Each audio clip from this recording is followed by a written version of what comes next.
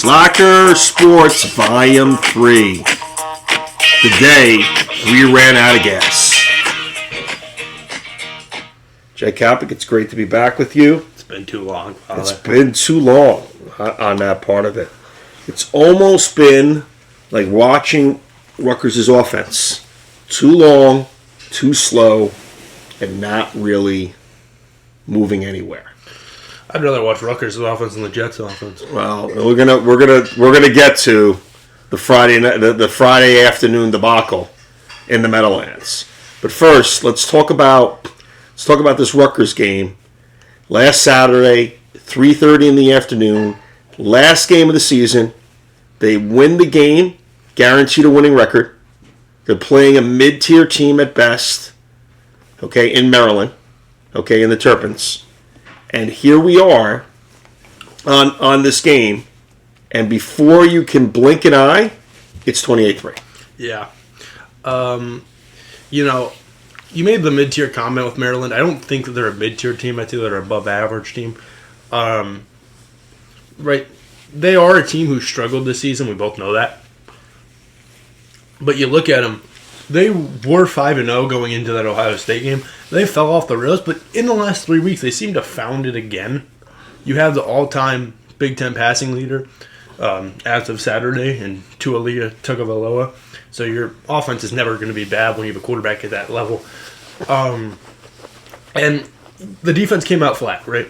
I thought they did a good job of picking it up at the end, but it was too little, too late. You look at it past when it was 28-3, we did outscore them. But it was just, you came out too flat, you got punched in the mouth right off the gate. Then you tried to do something right second quarter. We brought it back to within 11 going into half.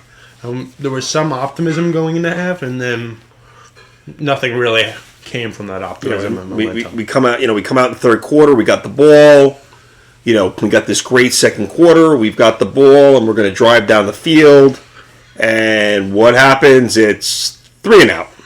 Yeah. Okay, and we're punting on that part. Those guys come back, they score, and now we're sitting here, and now we're down. What's 35 at that point? 17.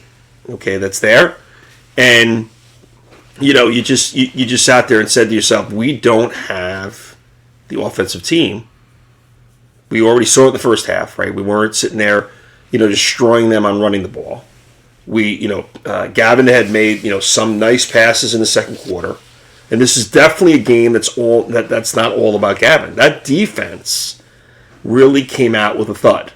Yeah. We literally saw what we haven't seen all year against much better teams. Penn State, Ohio State, right? That's there. Michigan, Iowa, where the defense was clearly a step behind. Yeah. Okay, that's there. And although, again, like you said, Tua is a great quarterback. He's got good receivers. To correct you, Father, it's Tualia. Tua is his brother. Tualia. Apologize on that part. You commonly make that that's there. Tualia, he's got receivers at best that are good. Yeah. He's got no great ones. He's got no Marvin Harrison Jr. And like we said, literally in the blink of an eye, it's 14-0. You blink again, and it's 28-3. Yeah. They don't get punched in the mouth. One interesting point, and it's a point I keep bringing myself back to, is the fact that game was uglier than the final score will show you, right? What was it, 42-24? Like, on paper, that doesn't seem to be a terrible game for Rutgers. Obviously, you're looking for a win, but it doesn't, like, a 42-24 game isn't a blowout by any means. No, and listen, it could have easily been a 35-24 game. Yeah. Right, on where that is, and what we would say. That game was nowhere near a 35-24. And even the 42-24 game, it doesn't feel like it was anywhere near that. It feels closer to that 28-3 at the game started out at, is what I would argue. Yeah, I agree. But, Gavin Wimsatt struggled with Calvin Ungai, still got over 100 yards. You brought up a good point yesterday of where would this team be without him. Yeah. You look at the team, the offense, again, didn't play terribly. 24 points is a good score for this offense. If you told me we were going to score 24 points, I would say we were going to win. That was the score that I picked for a winning score. But, I just think that they came out flat. They on both sides of the ball, and then eventually they picked it up, but it was too late for. Yeah, this team, and again, like you said, I think you put it the best. Even though Gavin did statistically not have a great game, if you told me Gavin's going to score 24 points today, I'm going to tell you we're going to be in it till the very end. Yeah. If not win it. And Gavin didn't play terribly. The film shows that he played worse than the box score will show, because he had a few balls they threw into harm's way, and it was just he didn't. Have but this is game. A consistent issue. But the box score, my point to you is the box score wasn't terrible, right? 3 total touchdowns and only 1 turnover. That's not bad. But that 1 turnover, we saw literally several occasions where like, okay, it's a pick. Okay, it's a pick. Okay, it's a pick. That's my point to you. The film is worse than the box score will show. Yeah, correct. On that part of it, that's there. So, I start off by saying this, running out of gas. I don't think I've ever heard Greg Schiano speak so specifically on a topic, right? Usually you're going to get the coach speak. It's going to be like, listen, we're out there. We fought really hard. Yeah, we made mistakes. There's things we're going to learn from. We're going to get better on. But he literally flatly came out and said, guys, we ran out of gas. Yeah. On that part. And he took, as he usually does, responsibility for this. I don't think he ever dodges the responsibility for where the team goes. But I think Greg, at the end of the day, has got to take responsibility for being able to put a better team on the field next year. Yeah.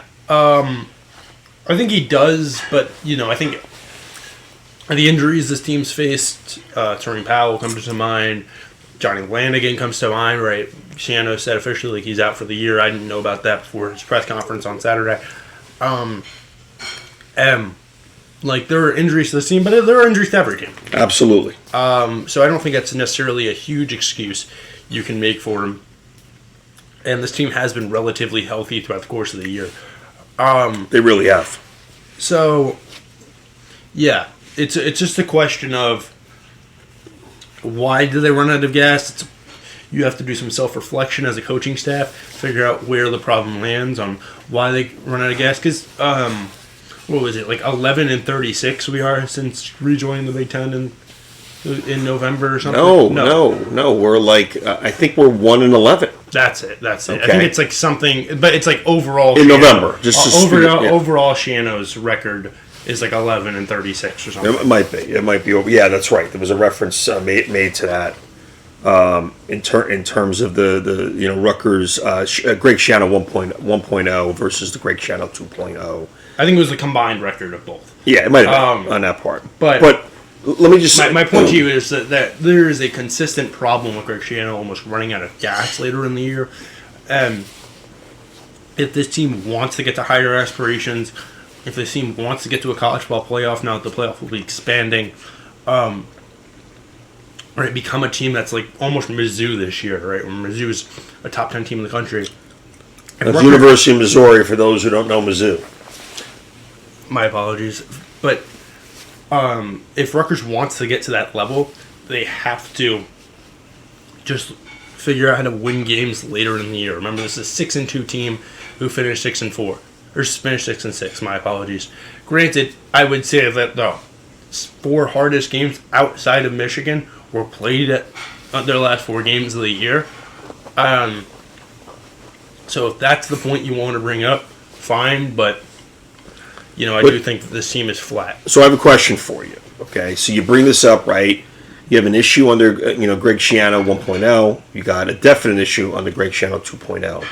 How do you, in the world of the transfer portal, NIL money, which we know Rutgers is never going to be a behemoth in that area, how do you build depth so that when you get into November and the Johnny Lanigans and the wide receivers and the linemen start to go down, that there is guys that are good enough to fill these positions but haven't left to go to another team or go to another team that have money?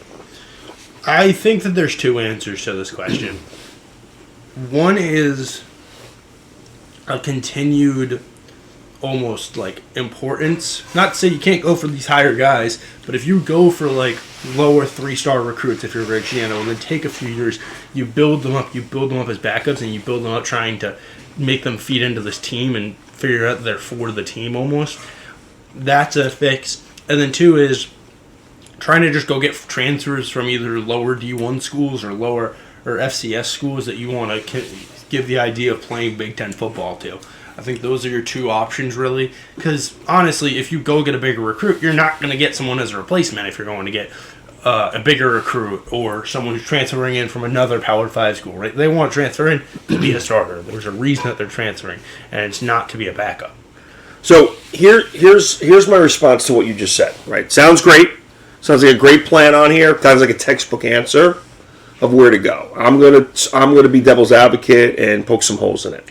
Number one, Greg Schiano has told us since he's been back, this is a developmental program. He is developing these players, right? He's developing these 3 stars and some even 2 stars for the long range of being able to fill in, get some reps, be in the game in terms of where that is. Yeah. We haven't seen that yet.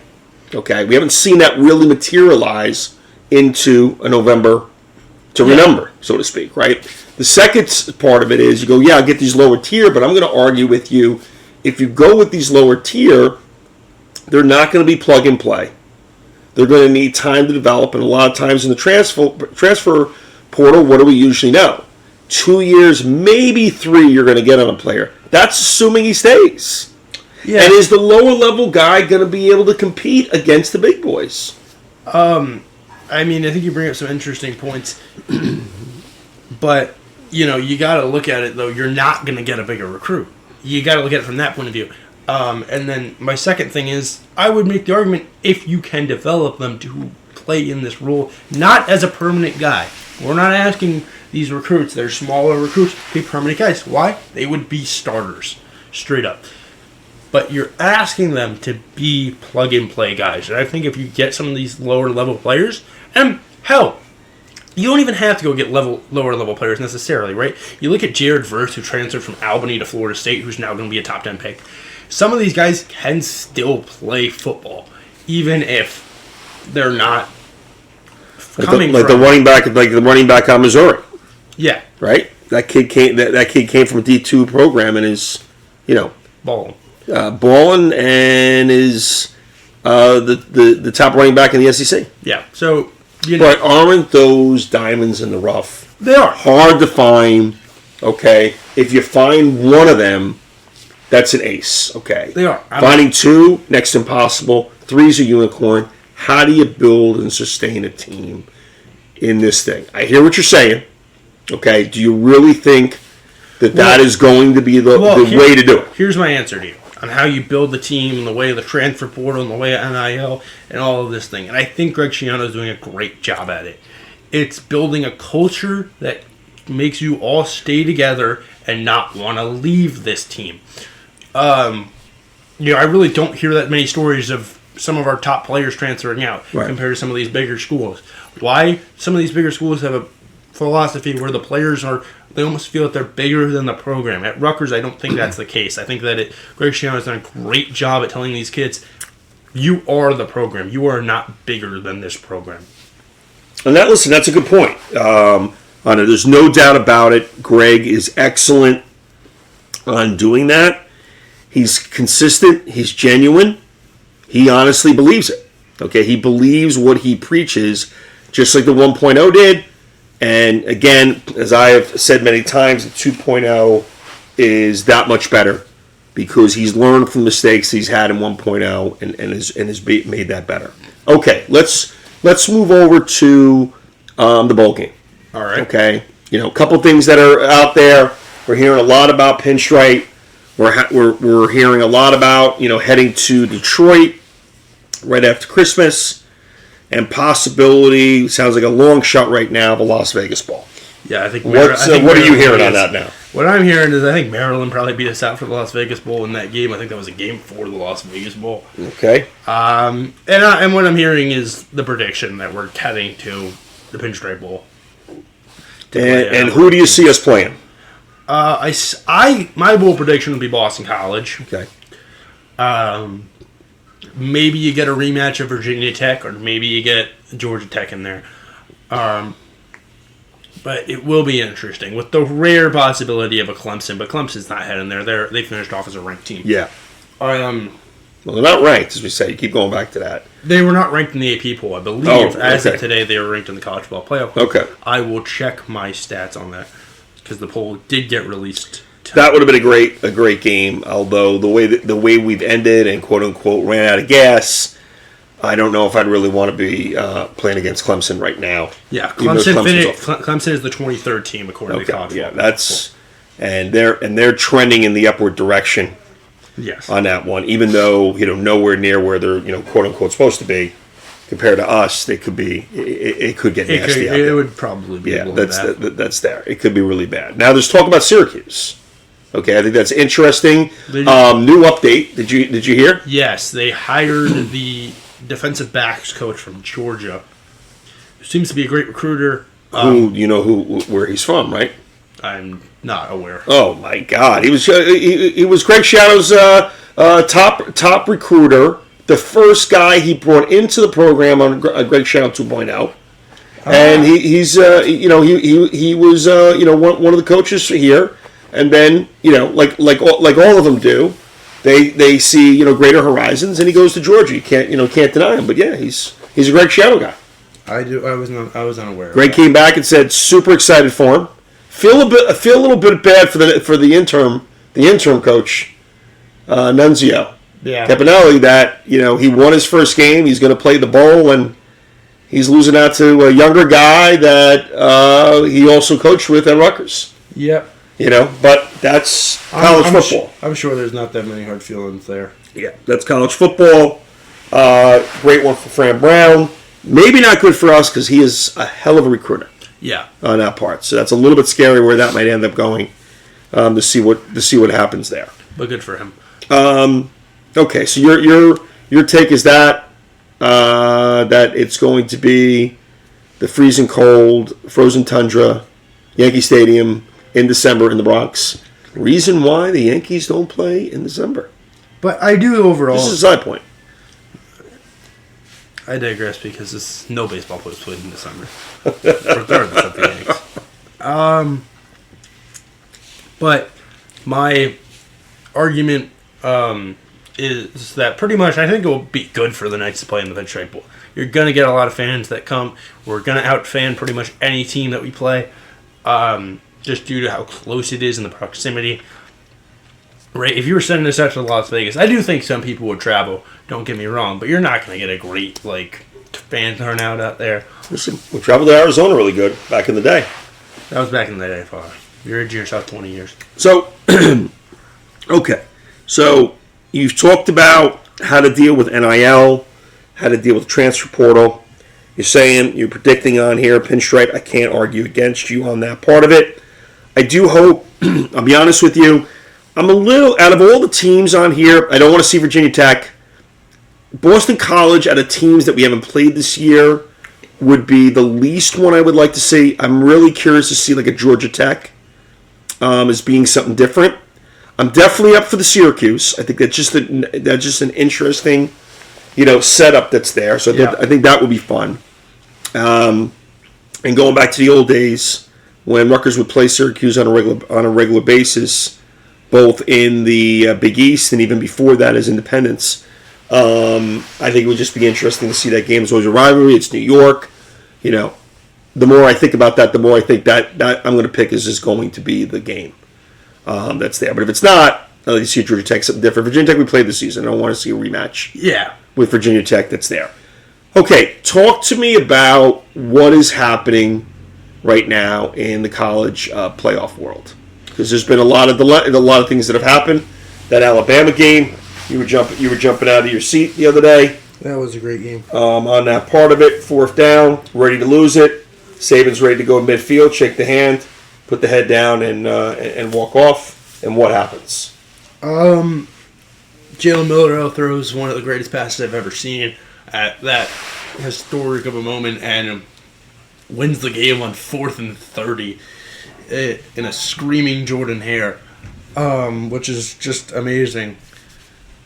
But, yeah, that was a great game. We saw some other big wins on rivalry weekend. Florida State beat Florida. Louisville goes down to Kentucky. some other things happened, right? Oklahoma got kept out of the Big 12 championship. They didn't play Oklahoma State. That was earlier in the year, but Oklahoma State barely won a game against BYU.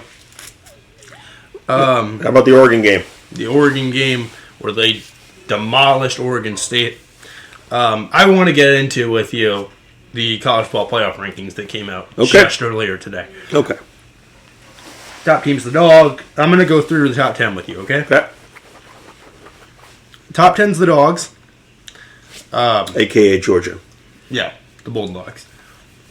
Your second team is going to be the Michigan Wolverines, right? Those two, no one has an argument about. Your third team is Washington. Ooh. They were ranked 4th last week. Yep. They were ranked above FSU. It was predicted. They kind of just slid up one. Mm-hmm. 5th, Oregon.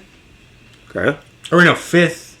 Or 4th. My apologies. I skipped the 4th team. Yep. Florida State, the Seminoles, have not been punished yet for their loss of their star quarterback, Jordan Travis, and a horrific leg injury. But it'll be interesting to see how everything will unfold.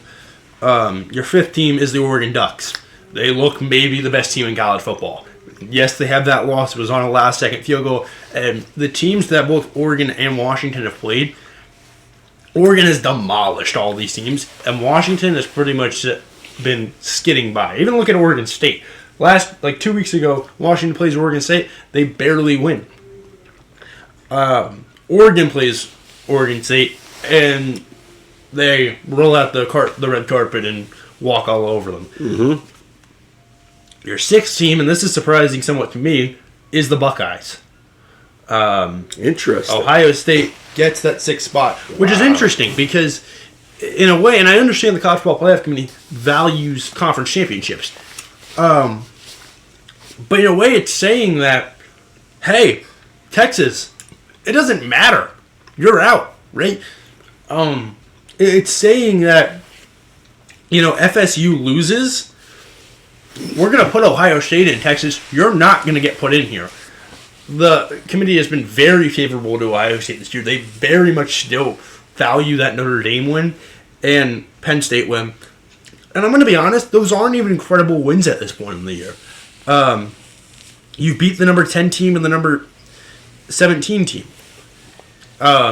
Those aren't absurdly good wins.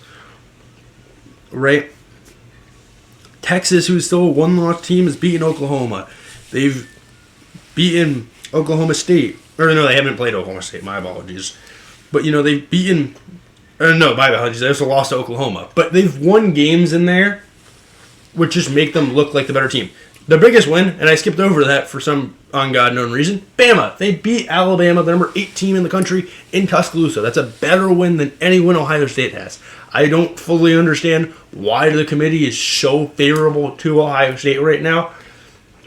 But they are. Your 7th team is the Texas Longhorns. They got Quinn Ewers back from injury. They were playing Malik Murphy for a few games, and they were struggling. Quinn Ewers is back. And then your 8th team, I'm only going to go through the top 8. Okay. Because those are the only teams that still have reasonable playoff chances right now. Yep. Is the Alabama Crimson Tide, who will be playing next week against Georgia in the SEC Championship. I'm going to be honest with you, though. I don't want to be a playoff picker right now. Right? I don't want to be on that committee. Because there's a number of interesting questions. If Bama beats Georgia, who do you give that playoff spot to? Do you give it to the Crimson Tide or do you give it to the Texas Longhorns? Do you not value a head-to-head win in Tuscaloosa because it was earlier in the year? Or do you sit there and say, hey, they're still a better team? Why? They beat them at home. Alabama will definitely leap.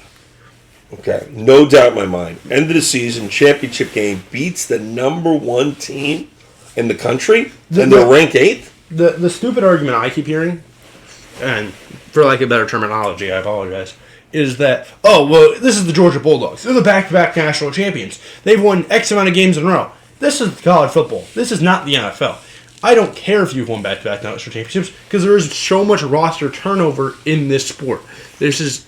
Well, wait, I don't understand your argument. That you said people, and because of that, what's the conclusion? My conclusion is that this isn't the same team. You can't make the. I don't like the argument that this is the back-to-back national champions. They're the number one team in the country.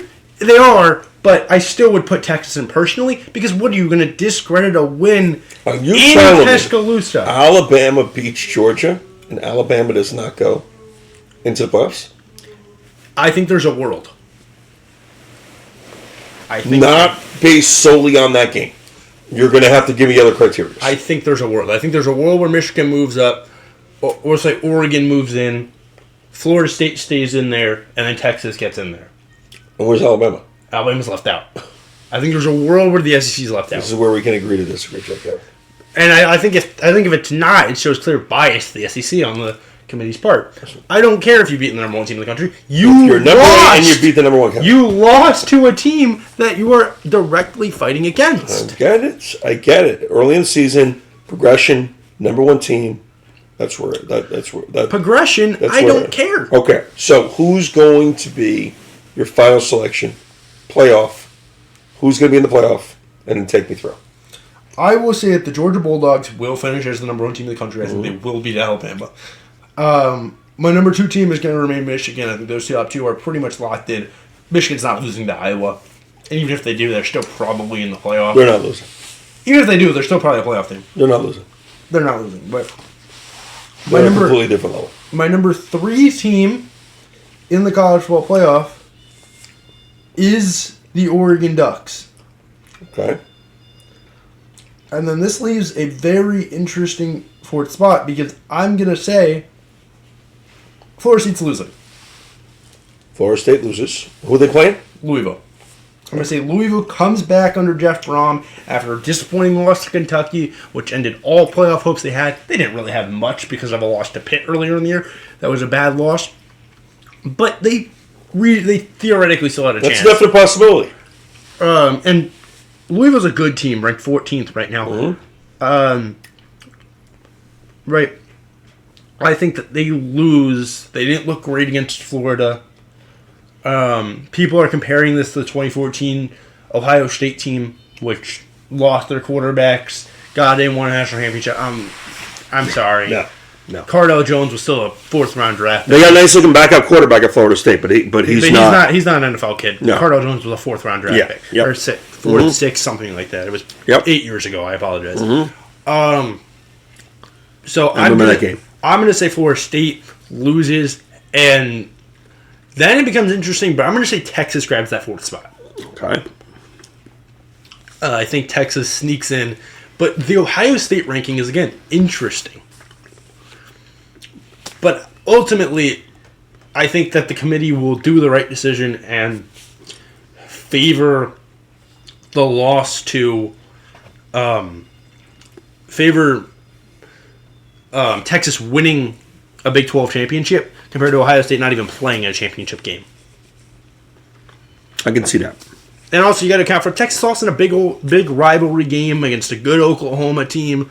Tensions were flaring. It's different when you're playing in a rivalry game in a neutral site and all of this compared to, again, Ohio State Michigan played in a rivalry game, but I just feel like it's earlier in the year. I feel like there's a little bit more slack there. I feel like when we watch that Michigan Ohio State game, does Ohio State pop into the 5th or 6th spot? I think they finished at the 15th. Fifth team. I don't think they're a playoff team this year. Okay. So what's the last two teams? So we're gonna say Oregon, or not? My apologies. Georgia, Michigan, Oregon, and Texas. Those are my four. That's your four. Okay, that's there. So they're on the outside looking in. They're on the outside looking in. Okay. Okay. So that gives us where that part of it is. Anything else more to talk about with college football? Anything that you want to add in there? I'd like to talk about Heisman voting. Okay, let's jump in. I'd like to talk about a little bit of the Heisman race. You've been following that. I know where you are with who you think should be there. It's a 3-horse race at this point. It is Bo Nix, Michael Penix Jr., and Jaden Daniels. My father knows that I'm very outspoken saying that I believe it's Jaden Daniels. Best stats. I don't care if he has 3 losses. He has 3 losses, and I believe he's still ranked as the number 13 team in the country. It's not like we're sitting here being like, oh, well, he has 3 losses, he's unranked, and no, this is still a top 15 team in the country in LSU, and Jaden Daniels is playing better football than anyone in it, right? He is, and he's throwing the ball as well as anyone, and he has 1,000 rushing yards. Speaking of 1,000 rushing yards, I apologize. Kyle Mungai hit 1,000 rushing yards, and I was looking at USA Today's All Big Ten team selections, and he was on there. What was he at? They had him as the second running back behind Blake Corum. So USA Today first team. Yeah. For Kyle Mungai. My apologies for that. I just wanted to shout him out. I didn't see that. That's interesting. In that regard. But yeah, it's a 3-horse race, and I think that currently Nix and Penix are in the rearview mirror compared to Jaden Daniels. The argument becomes, I would say, when you look at other 3-loss quarterbacks, they have iconic wins in their Heisman years. Mm-hmm. Jaden Daniels doesn't really have an iconic win. Every game he's gotten kind of hyped up that, ooh, maybe they can win this game. LSU's kind of lost. LSU's lost. Mm-hmm. So it'll be interesting.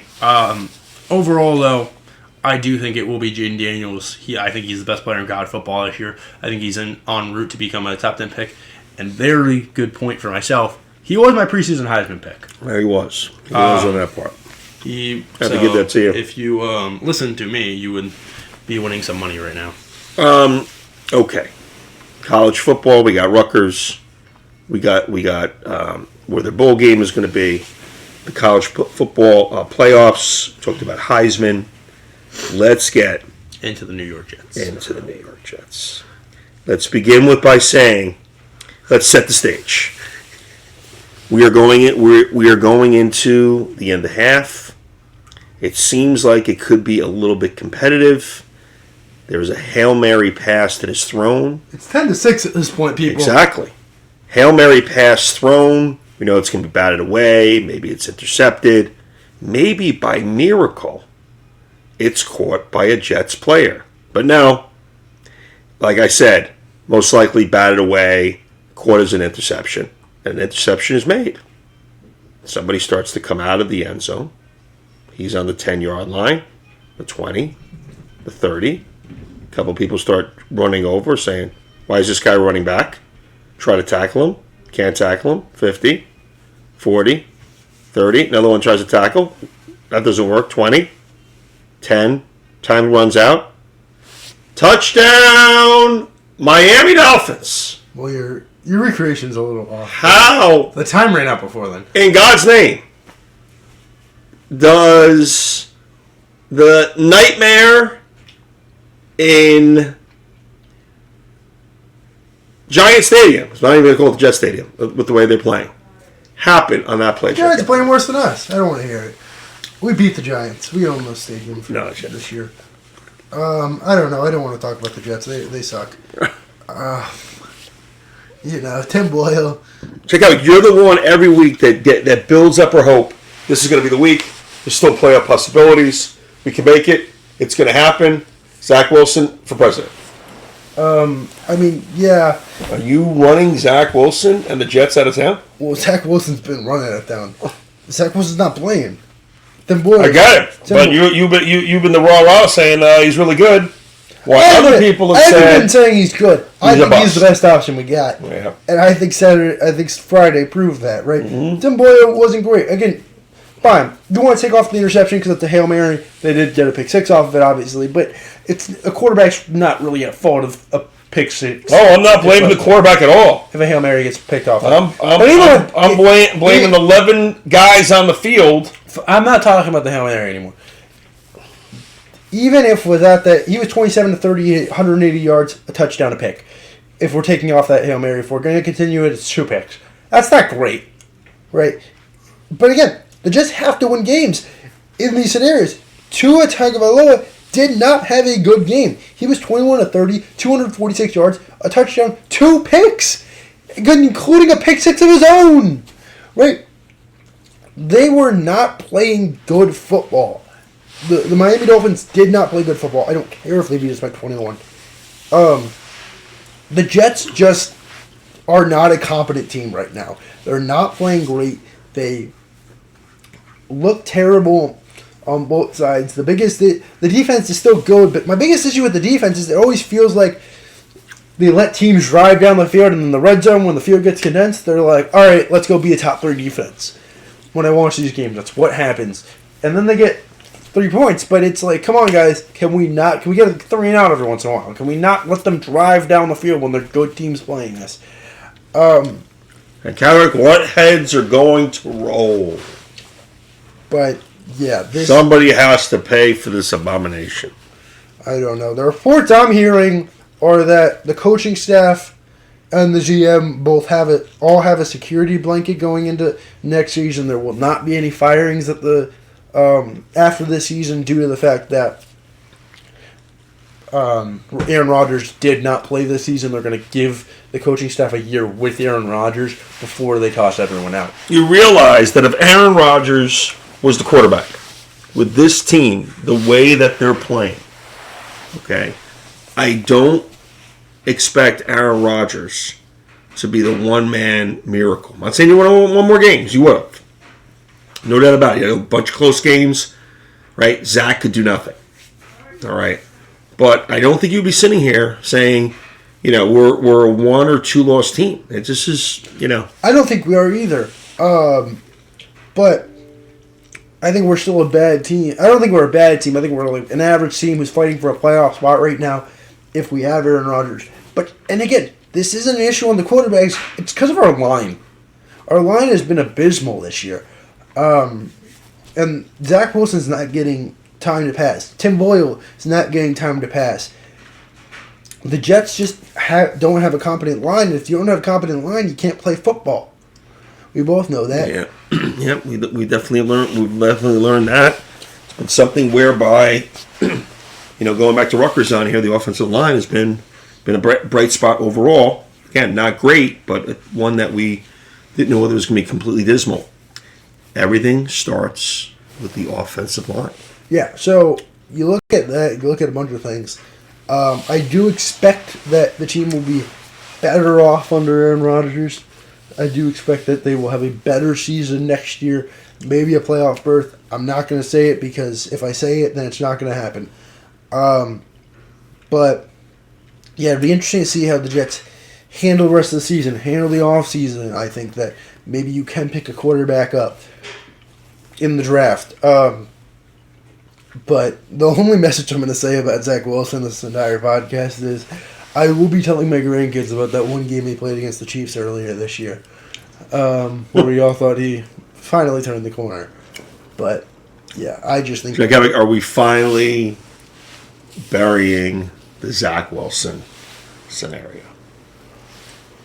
Well, I wouldn't say completely. I would say... There's no way he's going to be on this team next year. I think there's a way. No. Rodgers likes him enough. I think he'll be on the team next year. Totally disagree with you on that part of it. Where's he going? They just going to get rid of him. It's just not. It's not there on that part. Because you know what I'm going to say to you? Everything was he was going to sit behind Rodgers, right? Learn the game the whole 9 And you didn't get that. I get it. But I'm going to give you the flip side to the argument. We also know watching and learning is helpful. But playing is generally better. And he's played, and there's been absolutely no improvement in anything that's going on there. And again, the game looks like it's moving too fast for him. It really does. I think it's moving too fast because he doesn't have time. I think it's moving too fast because there's a combination of that. But, again, this is not his first rodeo. He just didn't come out of school. We've seen these consistent issues even in the past. It's nothing new. I say he's gone. I don't think there's any chance he's going to be there. I would be shocked. But let's not forget, it is the Jets. So anything's possible. So any last thoughts before we wrap up things? I think I'm good outside of the Jets have caused me pain. So it's as usual, Jack Halpig, it's always a pleasure. Great time, great conversation. We will see you guys next time. Bye.